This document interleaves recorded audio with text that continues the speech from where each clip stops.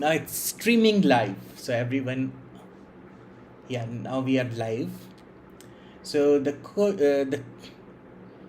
first thing I would like to discuss about these topic is these are mostly valid for relational databases.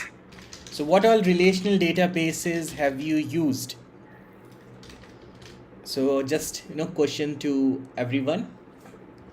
Maybe you can ping on the chat also if you want, or you can speak out about how many relational databases.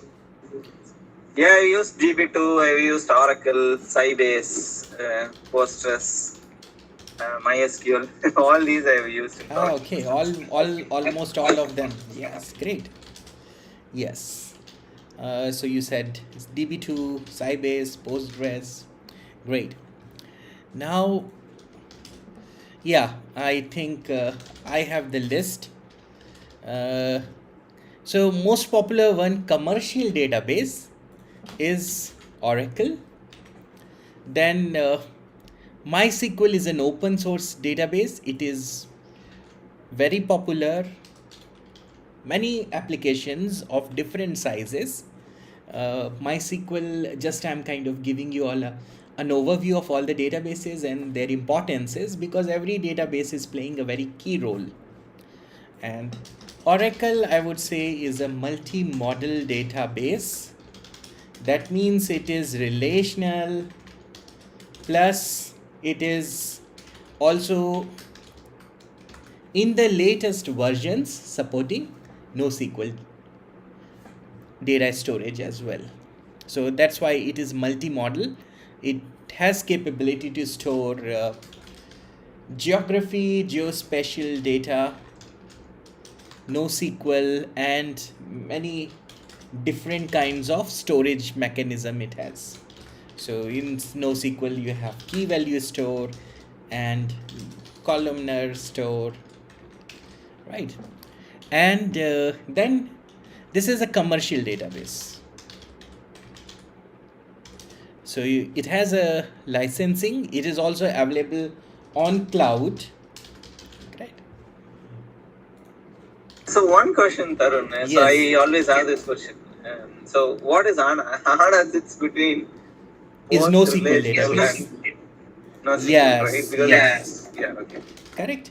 HANA is a columnar database. Yeah, it allows you to store both column. You can put it as column based also, or you want if you can store it as row based also. Yes. It allows you because it is mostly used for analytics. Correct. What I say. Correct. Correct. And it is also in-memory database. Right. So in-memory database means they can store data on the memory rather than the hard disk. It stores data in the flash drive.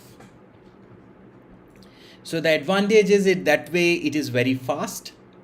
Disadvantage is if the database crashes, power goes down, you lose the information. So you can you need some backup mechanism through which you can recover. But yes, that's the drawback of columnar and in-memory database.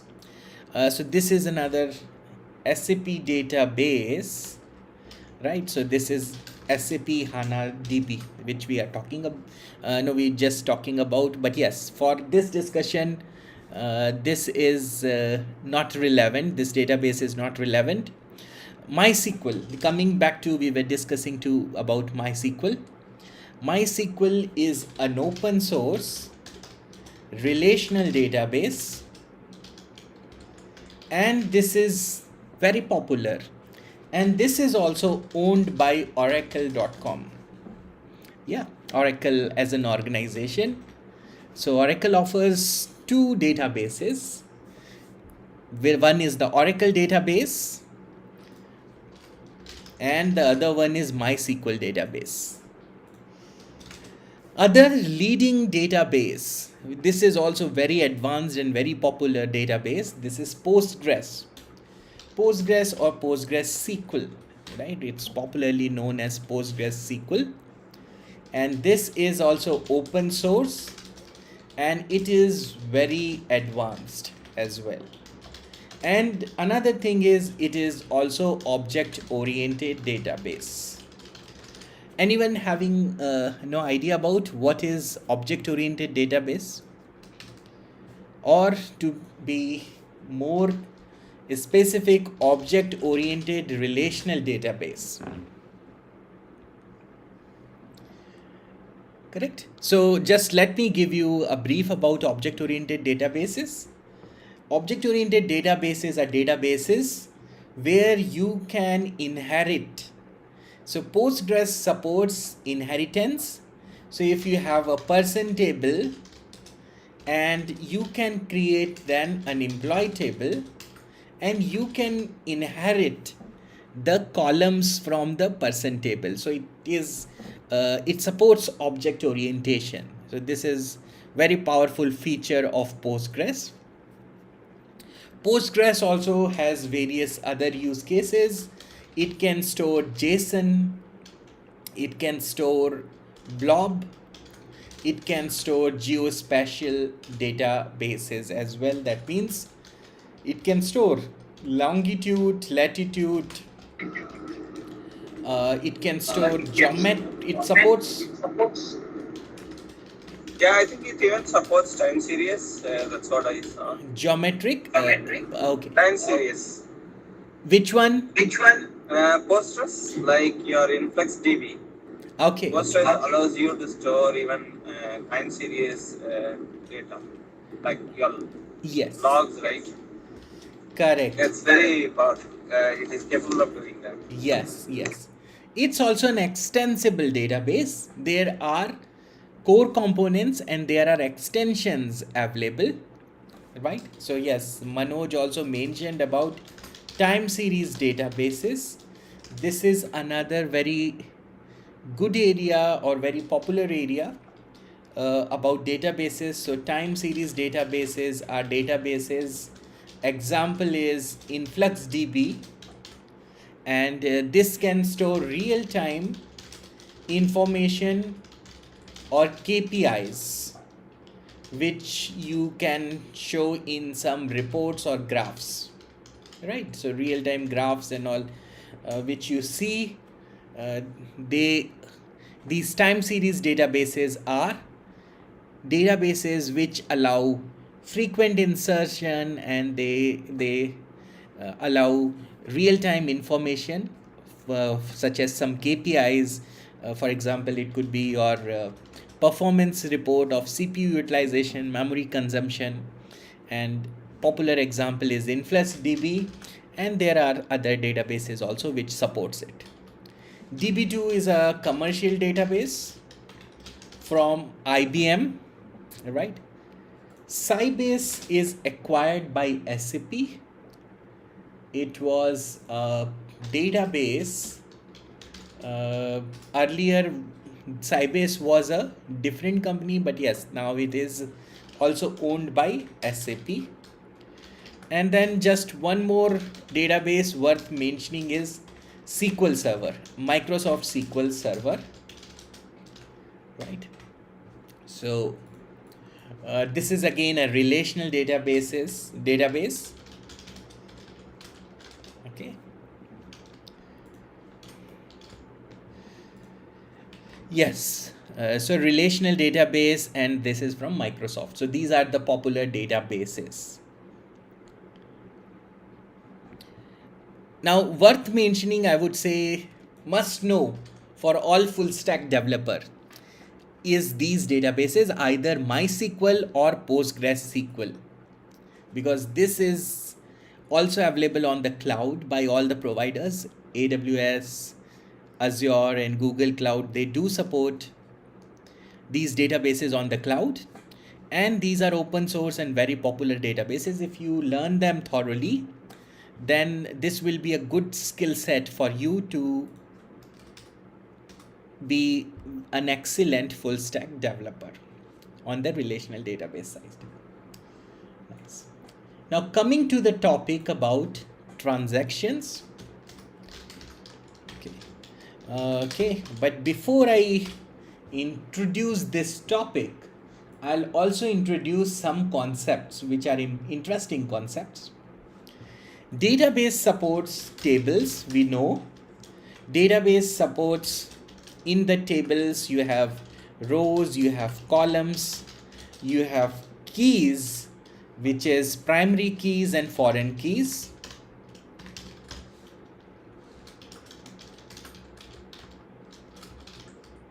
What else it support? It support index, right? Indexes.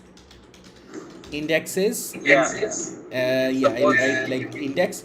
Index, they are internally B trees, right? Yeah, it supports composite key, right? Adding to Yes, it supports composite keys and B trees based indexing. Yeah, so one more database which is becoming very popular is Yugabyte DB. Actually, right, it's more of a distributed database, but it gives all the facilities that Postgres gives. Okay. Say the name again. And Yugabyte, YUGA, I think, YUGA byte. Okay, just a minute. And it's becoming very popular. And the other point is that it's so in Postgres, right, the row level locking, right, happens at the entire row. But here, right, they give you two facilities. One is column based locking or row based locking. But they have all the isolation level that Postgres supports. Okay. So just a minute. I'm not getting that name of the database. Maybe we'll cover that. Maybe yes. Yeah. Maybe you can. Once I reach, I'll. Yes. Perfect. Yeah, great. Okay, good point. So database, yes, we will cover that. And then I'm just moving. What else do it covers? So databases also have functions or stored procedures. And then they have something called triggers. They have something called sequences. They have something called views. And they have something called triggers, right? So these are various features which a relational database supports. Tables, they are the primary storage unit. Rows and column is how the data is organized into tables in a relational database. Primary key is used to uniquely identify a row in a table. Foreign key is used to reference another table. So it is one mechanism for ensuring data integrity. You can have various constraints as well on a table, like you can have not null, you can have some validation constraints, like some fields should be greater than some value, you can specify that. So these are constraints. You can have definitely columns and rows, they are of various data types. And you have indices for faster retrieval of data. You can use different kinds of indexes. One is B-tree indexes. Then there is partial indexing also. You don't need to always index the entire column. You can have a partial column indexed. You have functions which are for fast execution. So you can store some SQL queries. So yes, definitely queries is something very important in relational database, and it supports SQL queries, and SQL is a very easy and intuitive language to do data retrieval, and this is primary benefit which you get from relational databases. And you can store these queries as procedures so that you can perform some operations again and again. And you can also store some functions. Functions are similar to procedures, but they return some values.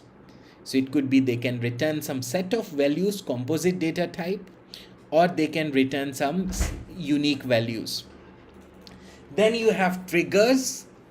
Triggers are kind of functions which are fired when some event occurs. So if deletion, updation happens, then triggers are automatically fired, and they are like functions, but you cannot call them. Functions and stored procedures can be called from SQL queries and through statements. But yes, triggers you cannot call, they are fired when some events occur. For example, a row is deleted, or row is updated, or row is inserted. You can take some actions. Then you have sequences. Sequences are ID, it is automatic ID generation.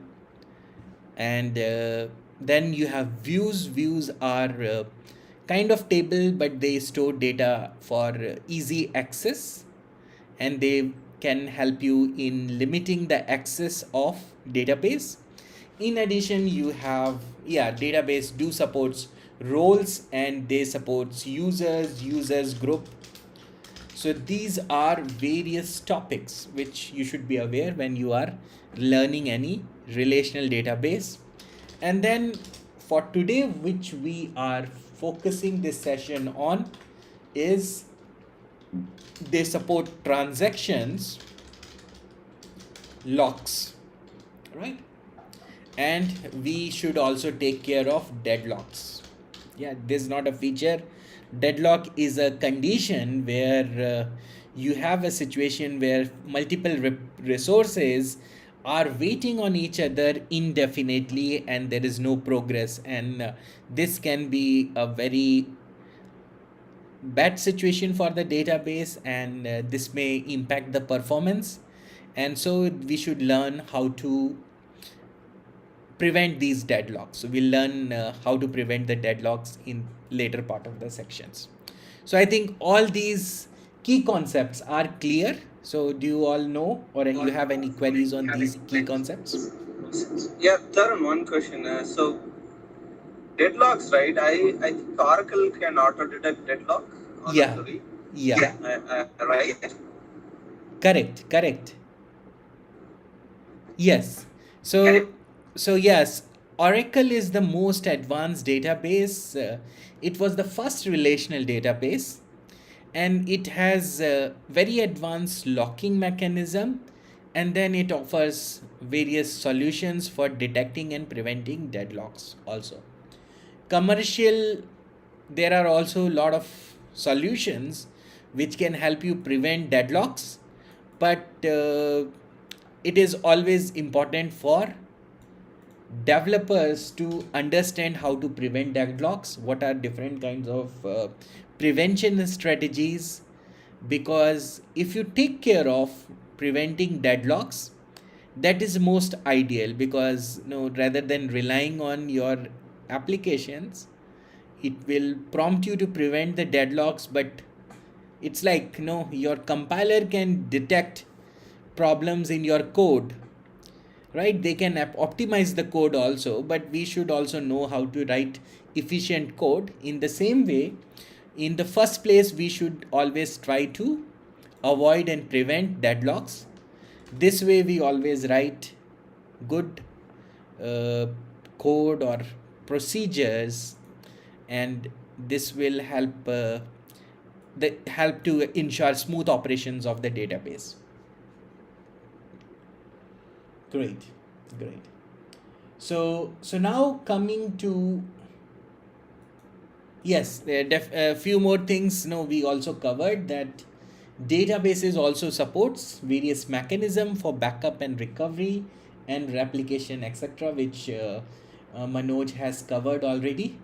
But let's come to our first topic, which is transaction. Because what is transaction?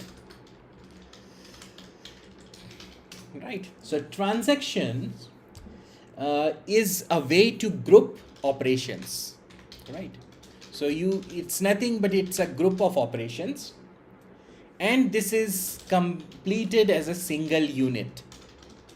So one of the important property of database is ACID property, and in ACID we have atomicity, we have consistency, then you have isolation, and you have durability, right? So transactions help you make your database atomic, or it ensures atomicity property is there.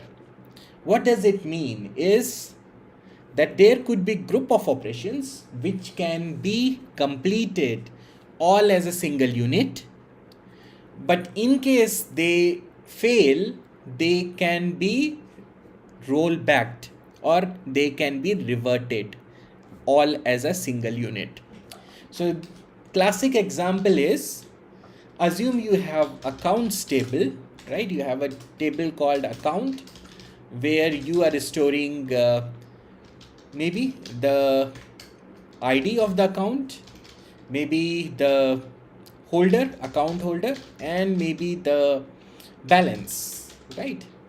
So if you have this and you have a transaction between two accounts, say there's one account 201 and it is transferring say $100, right? Account ID 210, when it transfers $100, so to say account ID 101, there are two operations which needs to happen.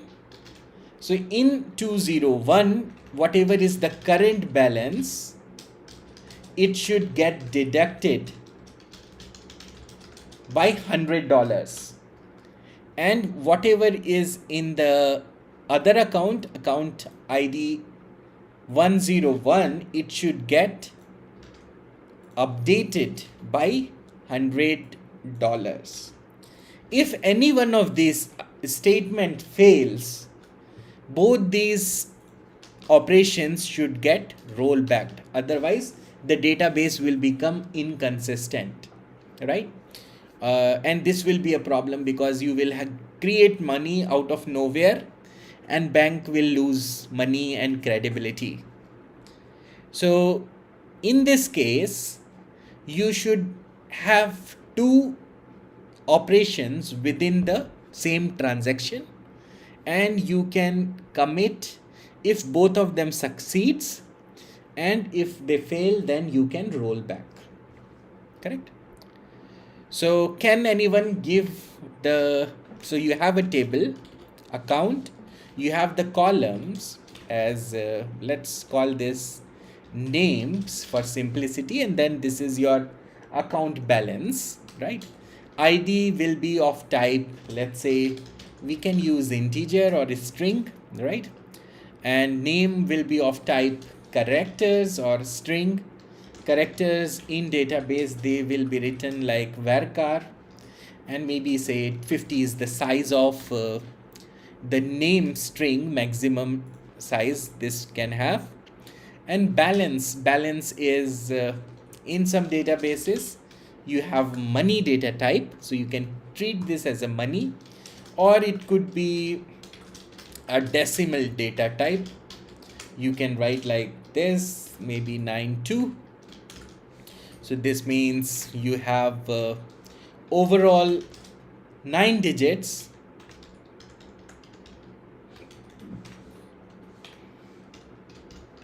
right? So yeah, and out of these 9 digits you have 2 digits as decimal, or right? So yeah, people may have this is only 12 lakhs something, but yeah, people may have money in hundreds of crores, so maybe you can put say 11 or 13 to this could be the data type for this, right? So these are the data types.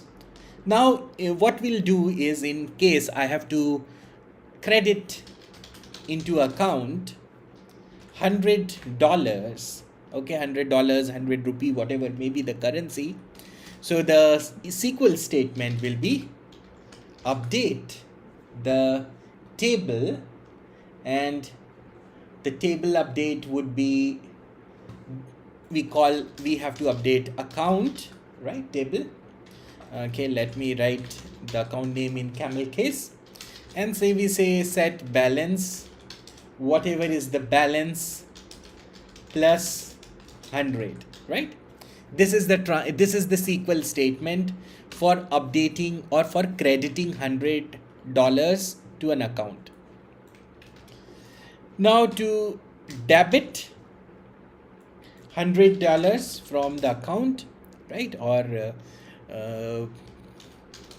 so you will have similar statement, and you will have so very important is you need a where condition also, because in which account, otherwise what I'm doing is I'm updating, if this statement is just given, I'm updating all the bank accounts with 100 rupees now.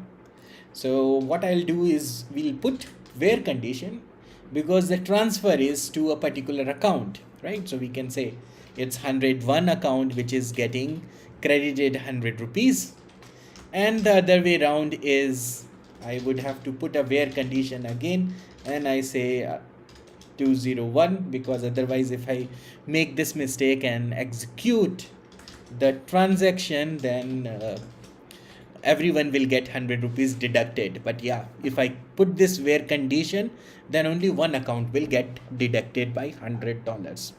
And then this double hyphen is the way to write comment in SQL. So this is usually my SQL statement. But the problem with this statement is, this set of statement is, assume I'm running this operation, it completed successfully.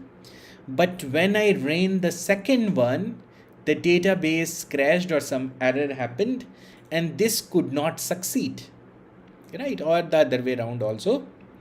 Then this should, both of them should get reverted, correct? Yeah, if this do not succeed, then this has not happened, so this should get reverted.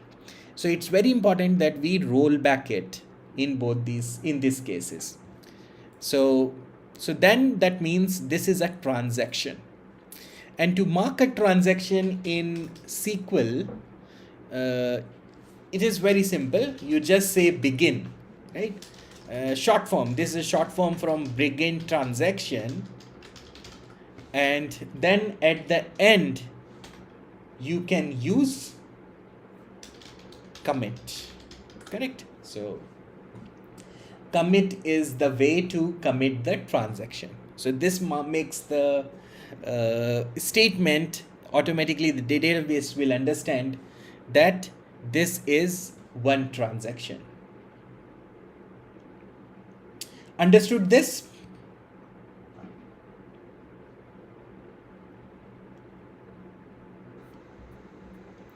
Right.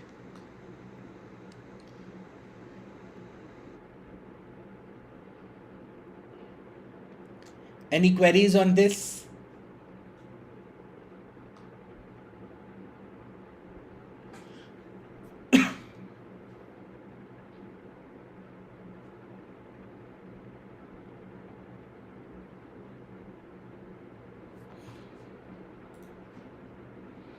So in this case, either that complete transaction will happen at once, or it will not happen at all. So you don't have any situation where money is credited and not debited. Now another important thing is, in case you don't want to complete this transaction, you want to roll back, right? Say assume you figured out that that there is some problem, right? And you want to revert it back. Yeah, go ahead. Why?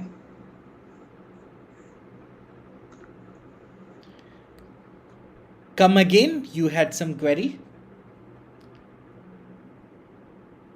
Okay, I proceed. So there is a rollback command also which you can do. Rollback means whatever is done till now, it will be reverted back. So probably you will need some condition that if there is success, then you say commit, otherwise you will roll back these two operations. Rollback is used to roll back to the beginning of the transaction. So in this case, wherever the begin is there, it will get rolled back. And then there is another important feature, which is a feature of save point. Save point is, you can say some name followed by label, and when you use rollback, you can roll back to a save point, right? So this is the various features about how to have transaction within any database. These are as per SQL standard, and you can roll back either to the beginning of the transaction, but if you want to roll back to some intermediate state, you can use save point, and then you say roll back to that particular label, whatever is the label for the save point. So this way, this is the facility which is provided in database to support transactions. Correct. Now coming to the other aspect of transaction is there is something called transaction isolation level. Yeah. Transaction isolation levels are, there are read uncommitted. There are various isolation levels, or generally these are 4 level: read committed, and then there is repeatable read, okay, and then there is serializable read.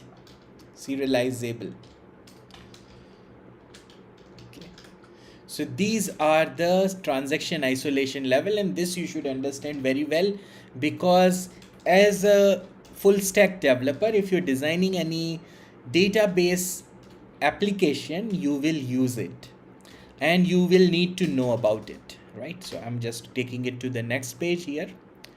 So what does read uncommitted mean? Can anyone explain this?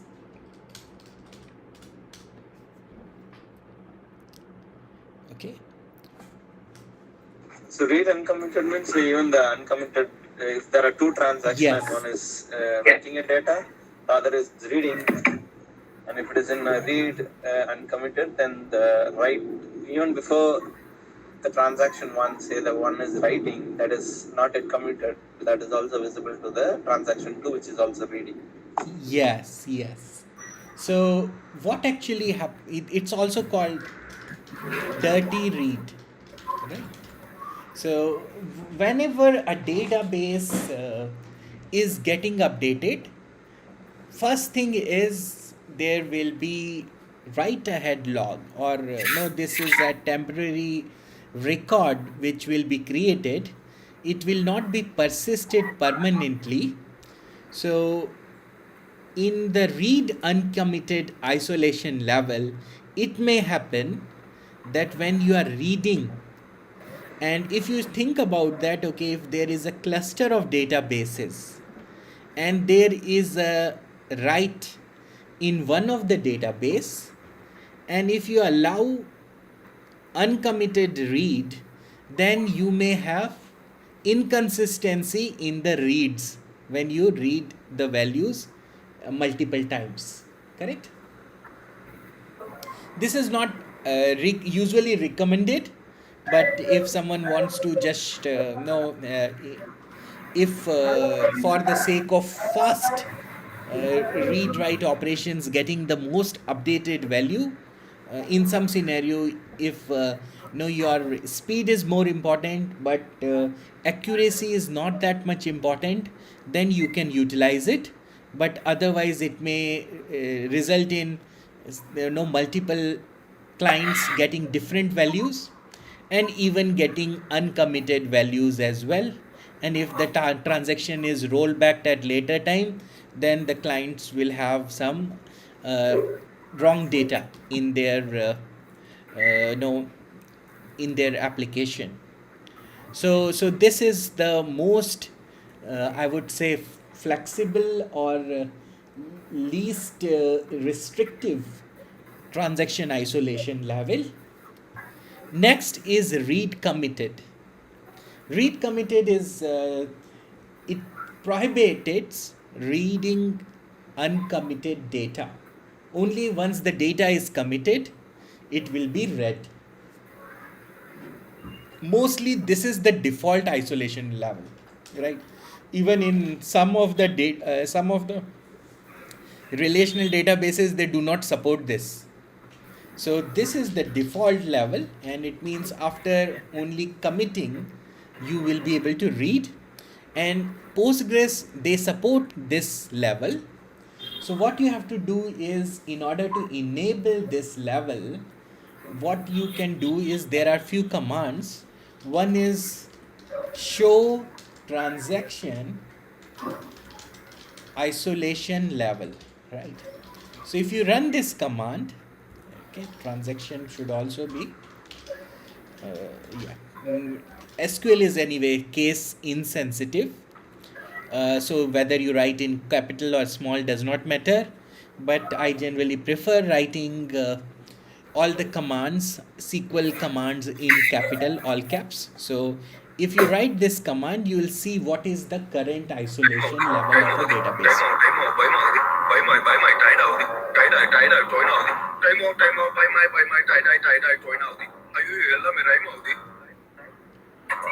I think some noise is there, some good song is playing. Okay, perfect. Now it's gone. Okay.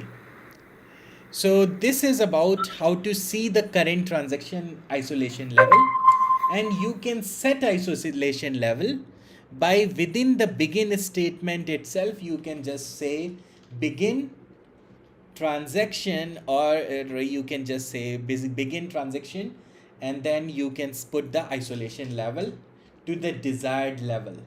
So for example, if you want to do transaction isolation, yeah, and I can just say some level which could be, say for example, read committed, right? Okay, generally I don't need to do it because this is the default level, but yeah, you can set it like this, or you can set it like this one, say level serializable,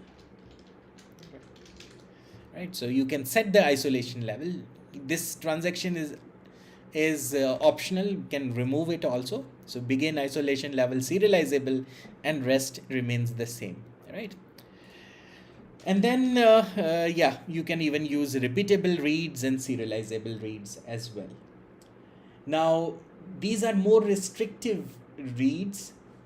Anyone who knows what is repeatable read?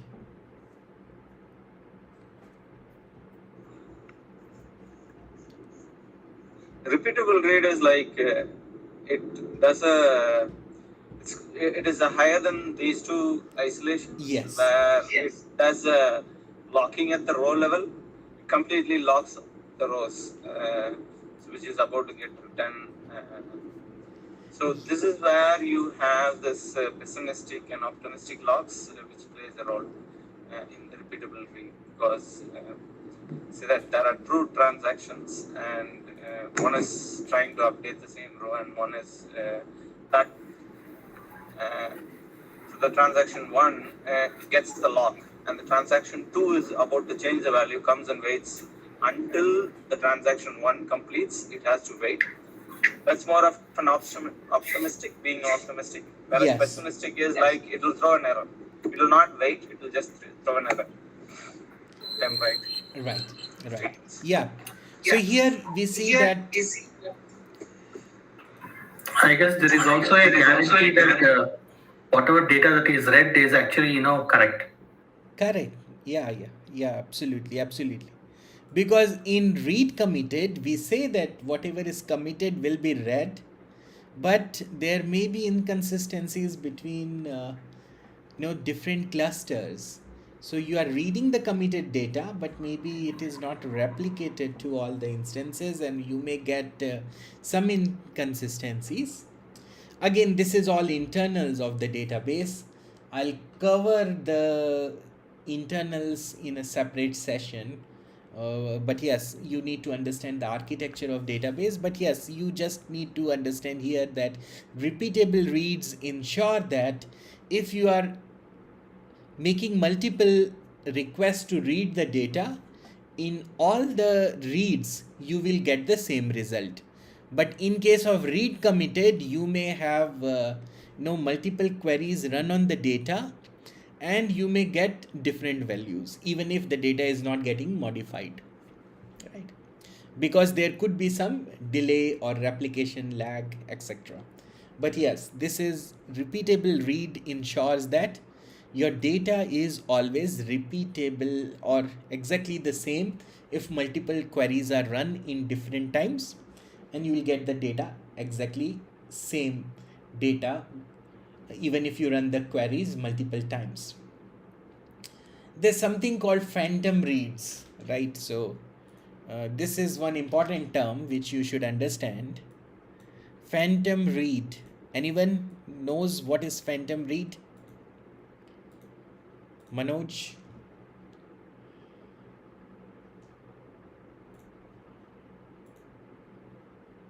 Phantom read is the same situation when you are running the query multiple times, and if you get different values, that means this is a situation which is called as phantom reads, right?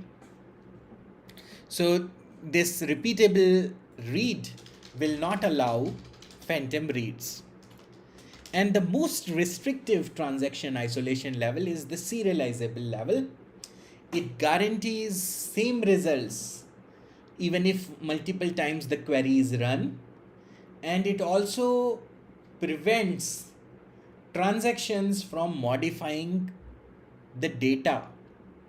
So this is the most restrictive level, and it not only guarantees the same data is read all the time, but it also guarantees that if you perform some sequence of operation, the sequence, even if you perform some operations in the sequence, this is serializable and completely the sequence is repeatable. So in all the stages you will get the same values. So this is about most restrictive isolation level, which is serializable level. So what should we use in the banks? Which, so if you are serializable. This is what you should use in the banks. So if we are running this query, then this is the right serializable level. This will ensure you have committed reads only, you have repeatable reads, and you are having serializable read, because no, this is from lower restriction to highest request restriction, and serializable do include the characteristics of all the previous isolation levels. So this is about transactions. Okay, next we move to locks. Locks, there are different kinds of locks. We should just understand this, that there is something called exclusive lock. Okay, there are multiple types of locks. So one is exclusive lock. Okay, exclusive lock is a lock which can be acquired exclusively by one operation, one procedure. Correct? So locking a table, why it is important? This is important if you want to avoid multiple processes to be running. So if you see here, maybe this is my set of operation, right? Let's remove this for the time being. Yeah, only consider this one. Assume this I have in a stored procedure, and if I am executing multiple stored procedure, you should also understand there will be multiple triggers which may also run in a database. So there are a lot of operations which are happening in a database at the same time. So it's very important for us to ensure that not multiple processes are modifying the same data at the single time. So in this case, when you perform any operation, we should also lock the table. So there are locking which is available at various level. So databases allow you to lock at table level, row level, page level, yeah, even locking is also possible in the cell level also, right? So these are various locking levels, because if I lock a table may contain thousands of records. So if I prevent other processes to modify the table, then the speed or performance of the database will get impacted, right? Page level locking is you in data is stored in pages,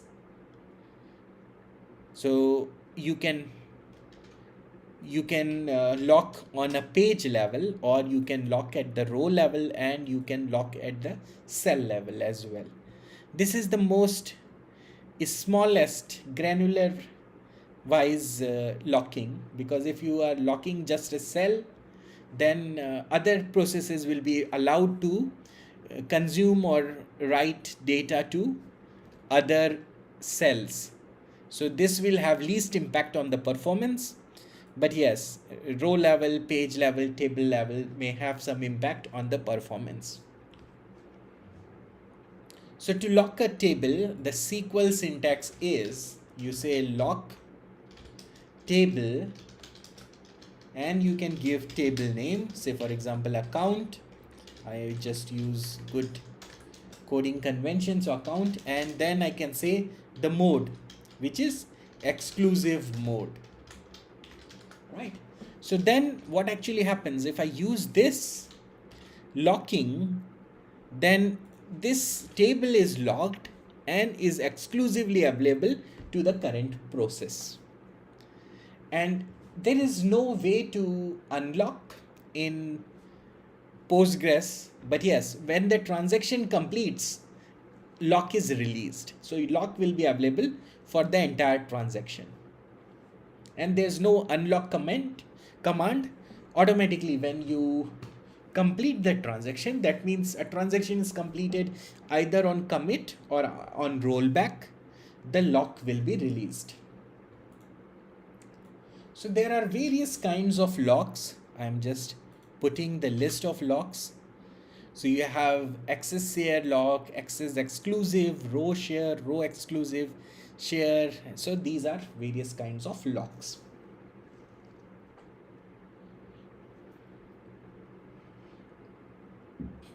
But yes, no, in the documentation, so I would say, you will get details about all these, what does it mean.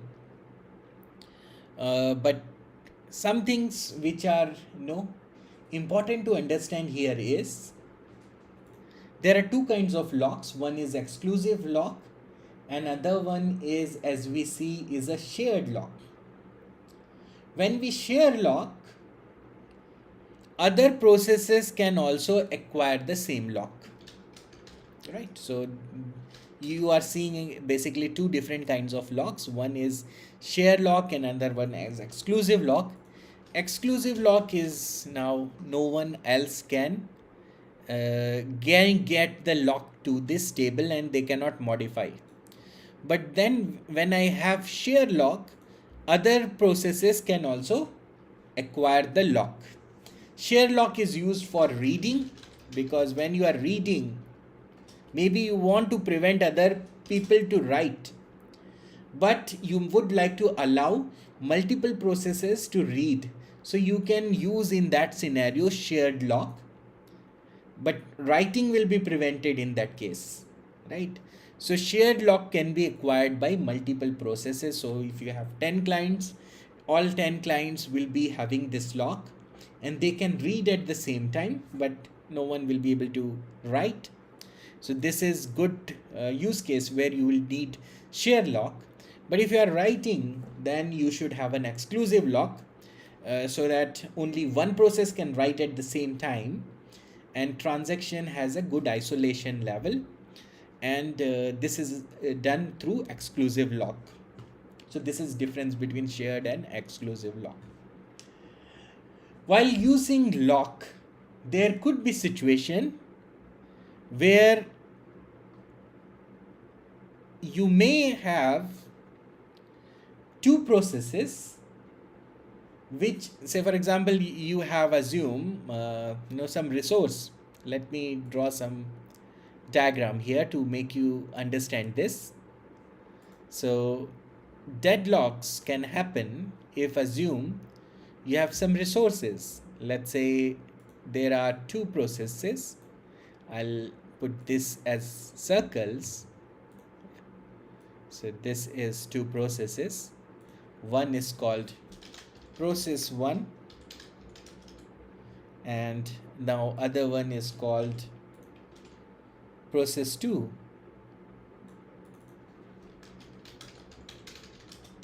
Right, and they have some table. Yeah, correct. So say table 1, and then there is another table, say table 2. Assume both these processes, they need the lock on both the tables, right? So this needs a lock on this table, this needs a lock in this table. And same is the case with this process. Process also, when it wants to complete, it would need locks on both these table. But what if the process 1 has acquired the lock on this, right? So let me put this with some, yeah, so it's locked by process 1, and process 2 is having a lock on table 2. So in this situation you have a deadlock, because you need both the locks, but process 2 is waiting for process 1 to release the lock on table 1, and process 1 is waiting for process 2 to release the lock on table 2. But to complete the transaction, both the locks are required, so you cannot proceed. So this becomes a deadlock situation, and we should use our locks in such a way, we should manually first verify that such situation do not happen when we are using locks, right? So this is about the deadlock and how they can be prevented. And if you take care of using the locks properly, so you will not get this situation. But this is one of the drawback of locks. So locks do provide you access to some table and isolation in transactions, but there is problem which is deadlock, and if deadlock happens, then you are blocked, because the transaction will not proceed. So you need to avoid cyclic dependency. When you have two or more processes, then only locks can happen. If you have just one process running at a time, then there cannot be a lock. And if they have dependencies, cyclic dependencies as in this case, then there are locks, and you can detect these locks using deadlock detection tools. But best way is you being aware while writing the code, SQL operations, procedures, triggers, that you don't have these situation. So some of the best practices which you can use to prevent deadlock is you be aware that deadlocks can happen, and you lock the least granularity resources up to the least granularity which is sufficient for your operation. So for example, if I'm doing cell level operations, I don't lock the table level, because the higher the granularity, more dependencies can happen. So there are chances, because not all the code you will be writing in any organization, there will be multiple people writing. So one best practice is always use the most smallest level of locking for your transaction. Then other stuff is, another is you can prioritize, so if you have priorities, then there is no locking, no deadlocks possible, because if I say process 1 has priority, process 2 has least priority, so then you do not allow process 2 to lock the sum table, and this way you can prevent deadlocks. So these are two of the strategies for preventing deadlocks. But yeah, detecting deadlocks can be complicated, so there are tools available.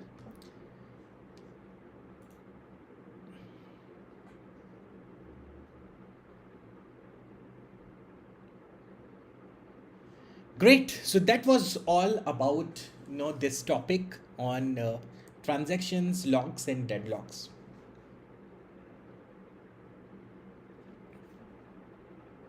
Any queries?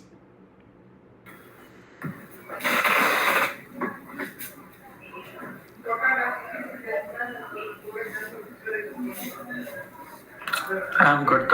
Thank you. Okay. Great. So Tarun, I just pinged that database. yes, Yes. Yugabyte. Yes, I got it. Yes. Okay, let me showcase this also. Okay, this is okay, great. Okay, you have used it. It's the resilient, scalable, secure cloud native database. Yeah, it's a distributed. It falls between, we call it, because the developers, I mean, the founders and the developers of that database are the people who wrote Cassandra in Facebook. Aha. There are people who came. The lead engineer, right? The lead engineer of Cassandra is the founder of that database. Yes. Great. So, And then I see and then this I is see this Postgres is compatible. yeah, it is. Yeah. So basically, they've written on top of RockDB.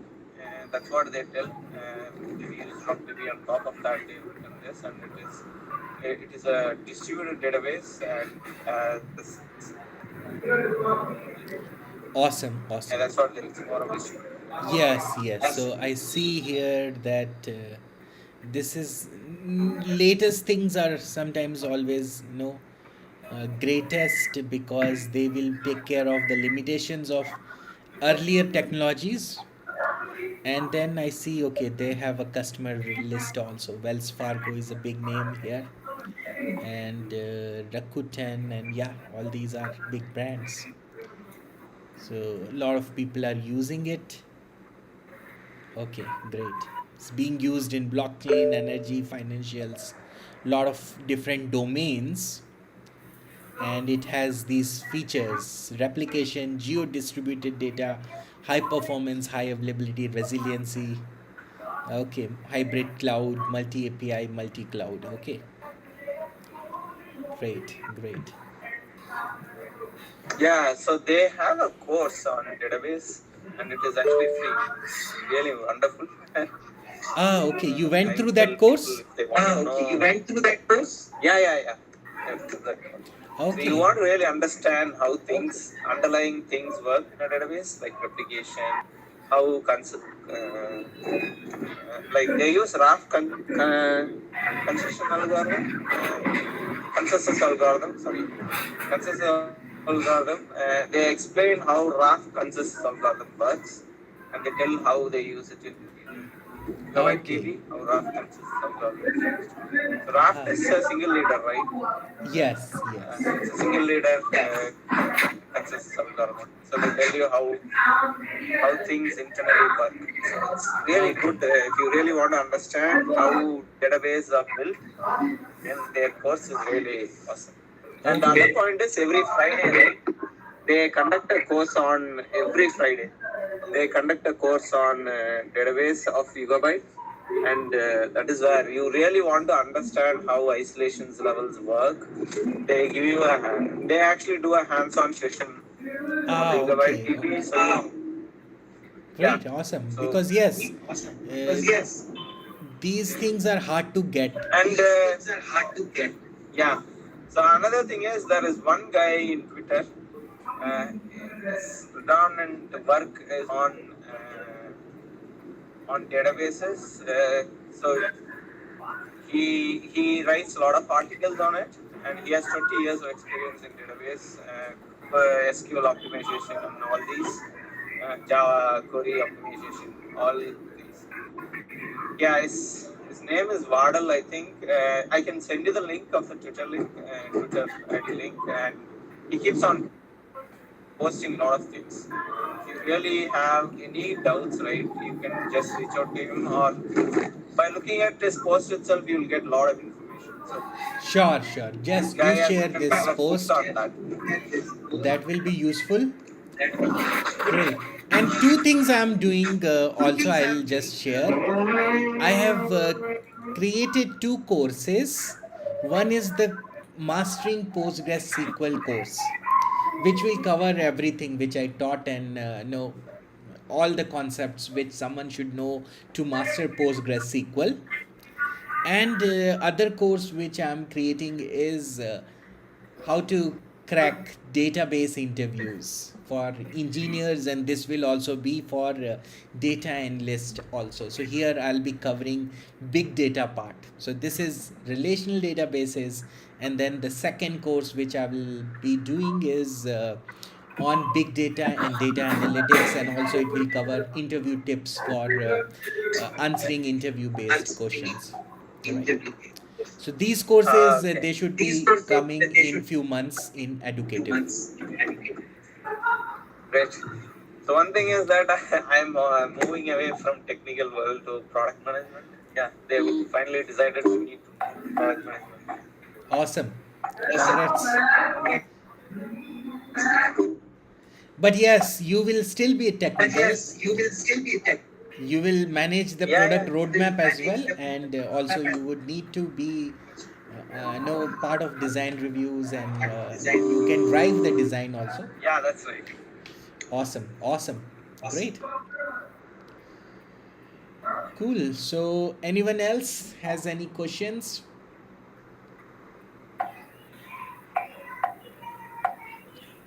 Great. So, so nice. No, this hope the session was useful, and in 1 hour, I think I covered some of the key aspects. But yes, definitely, transactions, lock, and deadlock. This is need a lot of time to master. So you need to really write some applications and see them working in production to really get expertise on these topics. But yes, I try to cover all the fundamentals so that you have a good starting point to start exploring further on your own. And yes, this some sessions, detailed sessions from various vendors can also help, because there could be different types of lockings which could be supported in different databases. Some databases may support more, some may support less features, but one good starting point is go through the SQL references, SQL standards. So whatever things I taught is as per the SQL standard, so they will work in most of the compatible databases. But yes, in addition to SQL standards, the database do implement a lot of additional features. So that if you have to understand that, then you should read the database manual, so their documentation, then only you'll get to know. And also there are some changes I have observed that from version to version the changes do happen in a same database itself. So you have to be completely be aware of what no new features are coming in the databases, and these will what will be the impact on transactions, isolation levels, locking, etc. Great. Anything else, Manoj? No, Tarun. That's it. Great, great. Great. So yeah, thanks for sharing about this Yugabyte database, and I believe this can run on Kubernetes as well, Docker Yeah, I Kubernetes as think well. so. Yeah, I not take much because I used to follow the co-founders and founders of that database. So Great, great. Yes. great.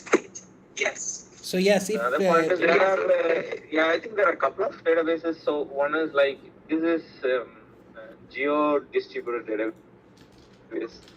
There is a single region distributed database. Like I think Fana, I'm not sure. That is like a single distributed database. I have a chart where it tells that it is this a multi-region database? I mean multi-geo distributed database, a single region distributed database like that. I think probably that would help you if yeah that would help only when people really want to understand system design and they want to do a large scale design like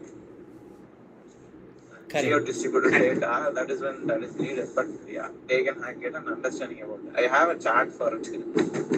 Yes, I yes. created it long back. Yeah. So maybe one detailed session on the architecture of the database can also be useful, because if suppose you have to design a database from scratch, how would you Yeah. design it? Or maybe just looking into some reference diagram of a existing database, that can also help to understand these things, because concurrency, how is handled by the database, that is important. So I have prepared one, which probably it will take more time to explain. But yes, in later sessions, I can plan to share about the architecture of the database also. Or if you want to take, Manoj, something similar session.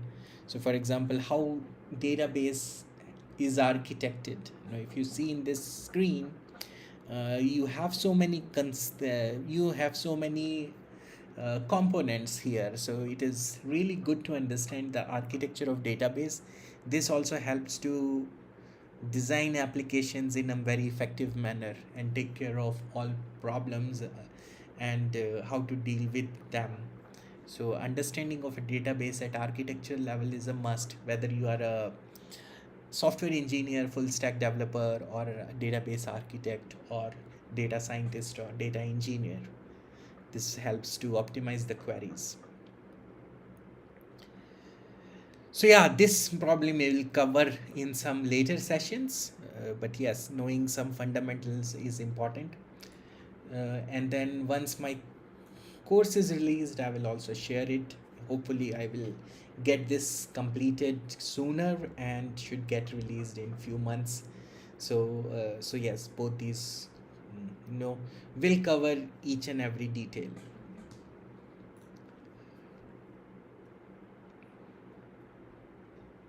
Great. So wish you a happy Sunday ahead to all of you, and then thanks for your time. And I'll share the recordings for yes, to so that everyone can go through these sessions and you can refer it later as well. Because I'm also thanking everyone for presenting also, because few of the people who are having right now interviews, they are using these recordings and they are finding it very helpful also. So yes, this is over a period of time we are building good content, and it is also very useful in preparation for various interviews later, or when you are working on project also. These are some important concepts you may refer at later stages. Great. Bye. Thanks for that. Thank you, Tarun. Bye.